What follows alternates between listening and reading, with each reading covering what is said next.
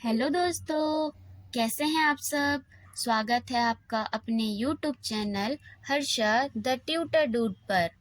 तो आज हम इस वीडियो में कक्षा चौथी के हिंदी का पाठ 1 जिसका नाम है मेरी अभिलाषा है, इसका हम इस वीडियो में अध्ययन करेंगे।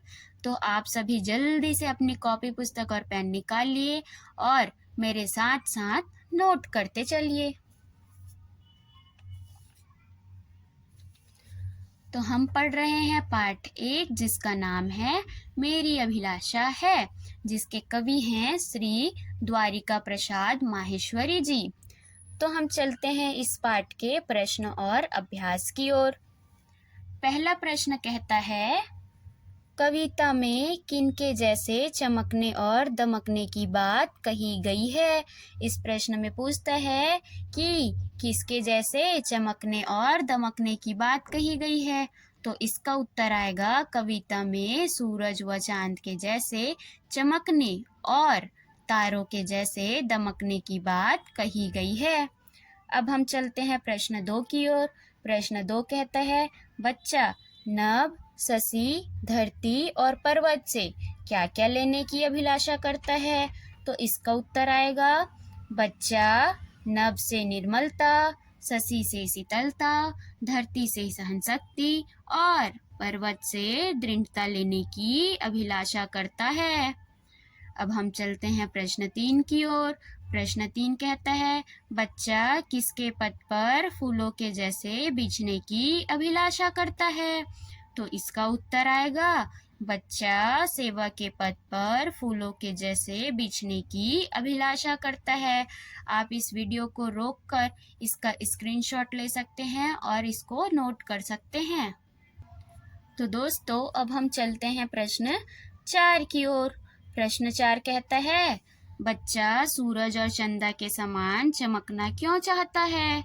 तो इसका उत्तर आएगा, बच्चा सूरज और चंदा के समान इसलिए चमकना चाहता है ताकि वह संपूर्ण संसार में यानी संपूर्ण दुनिया में अपनी ज्योति को फैला सके, अपनी रोशनी को फैला सके और सुखमय वातावरण की ओर जा सके। अब हम चलते हैं प्रश्न 5 की ओर। प्रश्न 5 कहता है, फूलों में क्या गुण होता है। बच्चा फूलों से किस गुण को लेना चाहता है।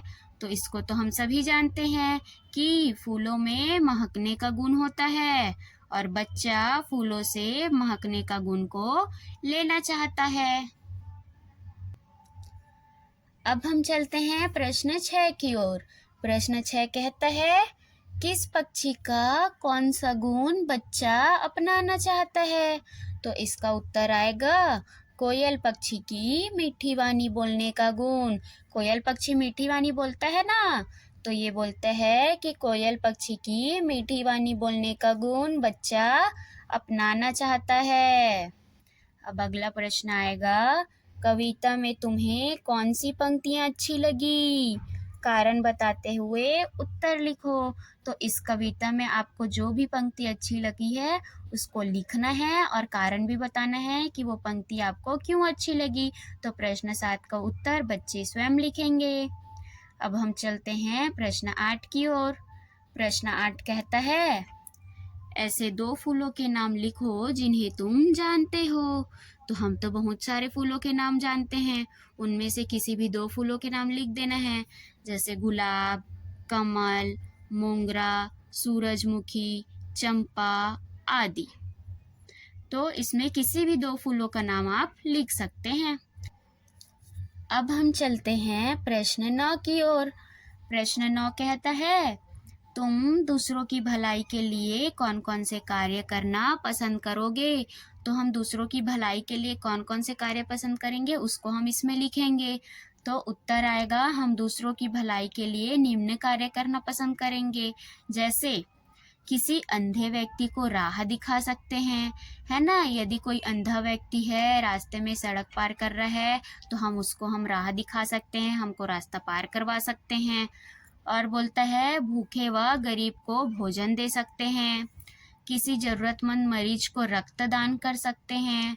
पथिकों को यानी जो रास्ते में चलने वाले लोग होते हैं उनके लिए पेड़ पौधे लगा सकते हैं।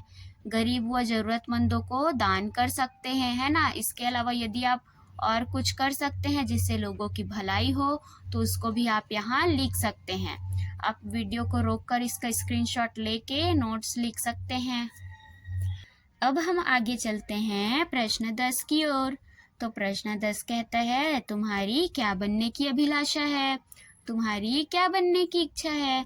तो इसका प्रश्न का उत्तर भी बच्चे स्वयं लिखेंगे। किसी को डॉक्टर बनने की इच्छा है, किसी को इंजीनियर बनने की इच्छा है, किसी को टीचर बनना है, तो किसी को वकील बनना है। इसलिए इसका उत्तर भी बच्चे स्वयं लिखेंगे कि आपको क्या बनना है। अब हमको ग्रामर में पूछता है, व्याकरण में, कि दो दो पर्यायवाची शब्द लिखो। तो यहाँ पे सूरज का पर्यायवाची शब्द होता है रवि, दिनकर, भास्कर। चंदा का पर्यायवाची शब्द होता है शशि, चंद्रमा, चांद। इसी प्रकार आगे फूल का पर्यायवाची शब्द होता है पुष्प, सुमन, कुसुम। विहग का पर्यायवाची शब्द पक्षी, खग, नवचर। नभ का पर्यायवाची शब्द आकाश, आसमान। धरती का पर्यायवाची शब्द पृथ्वी, धरा, भू। पर्वत का पर्यायवाची शब्द पहाड़, सैल, गिरी।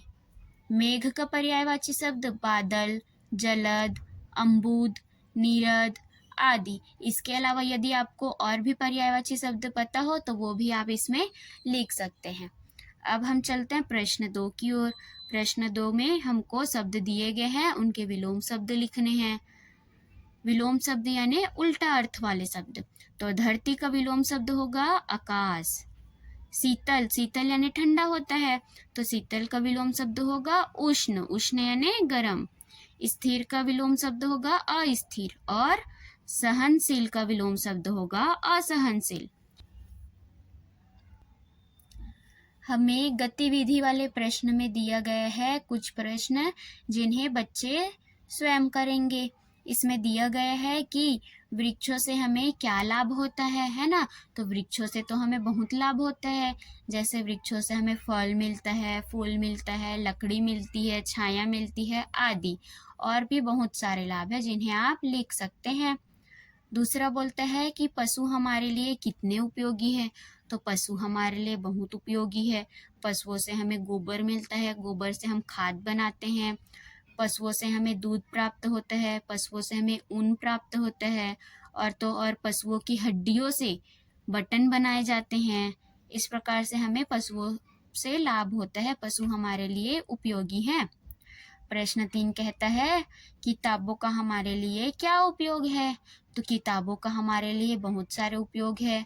जैसे किताबों से ही हमें ज्ञान प्राप्त होता है ना, किताब ही तो है जो हमारे लिए ज्ञान का भंडार है।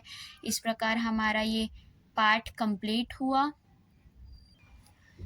इसी प्रकार आपको आगे के और वीडियो देखने के लिए हमारे चैनल को सब्सक्राइब कीजिए।